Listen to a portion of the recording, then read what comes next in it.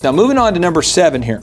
This is the SBA loan. Some people call it it's the SBA loan, or it's a Small Business Administration loan. Correct. And in order to stimulate the economy, the Small Business Administration has worked with the banks, and basically what they do is they've come up with a system where they actually help guarantee loans. And so I think currently it's like 85% guarantee. So the idea is if a local bank lends you money, the Small Business Administration will guarantee up to about 85% of that loan, meaning that if, God forbid, the small business owner does default on their loan and doesn't they pay off the loan, the federal government will come in and help pay off that loan to the bank. But can you walk me through how common an SBA loan is anymore with franchising? Is this very common, or? It's very, very common today, and it's become more common over the years.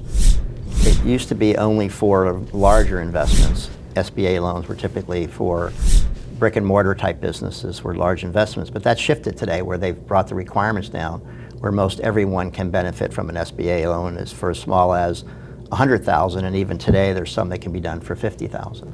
I've heard in franchising there's like you can actually have an SBA approved franchise. Yeah, SBA registry. What does that mean? It means that they've gotten very proactive about having franchisors share information about their concepts with the SBA registry. And then they put together details of that, and then if you meet the criteria, they allow you to be pre-approved on the registry. Really? Our franchise concepts, for example, are pre-approved on the registry. So the idea, it's kind of like the SBA has somewhat vetted or endorsed and said, hey, this business is solid enough of an investment that we're going to go ahead and pre-approve this business, meaning that we'll lend money if you're going to buy this kind of franchise. Absolutely. They even look at the franchise license agreement. They look at the track record of the company. They look at the length of time it's been in business. They look at the principals and the team that's operating and assisting franchisees. Now, no business is perfect, and there's not a franchise out there that's ever sold 100 franchises and every single one of them is doing great. I mean, because ultimately it comes down to the human who bought the franchise implementing the system. But for your business, for instance, you guys are SBA approved, right? So what does that mean? How long of a process was that for you to become SBA approved? The first time around, it took a number of months. Okay. And now to renew each year, it's a not too time consuming because they have a record with us, a track record. Yeah. In the early stages, it can take a little bit of time, and sometimes you will be turned down from the registry until your franchise concept has a little bit more of a track record. Okay. Or you're willing to make some modifications to the license agreement. Some clauses that can be put in there that if it does not continue to be successful and relates to the SBA being involved. Okay.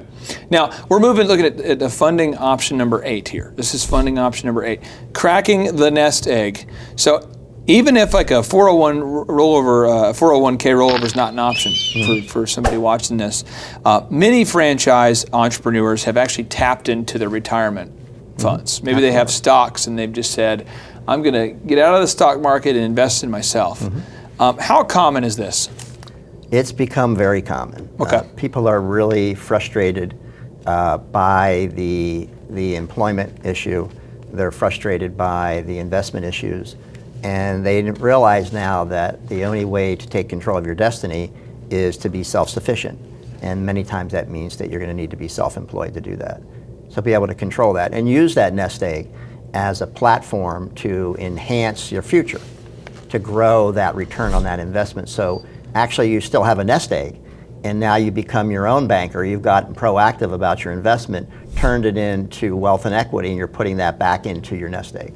I know as a business consultant, I've worked with businesses over the years, and I've noticed a lot of people who are in their 40s who work for a corporation they've been at for 20 years, 15 years or so.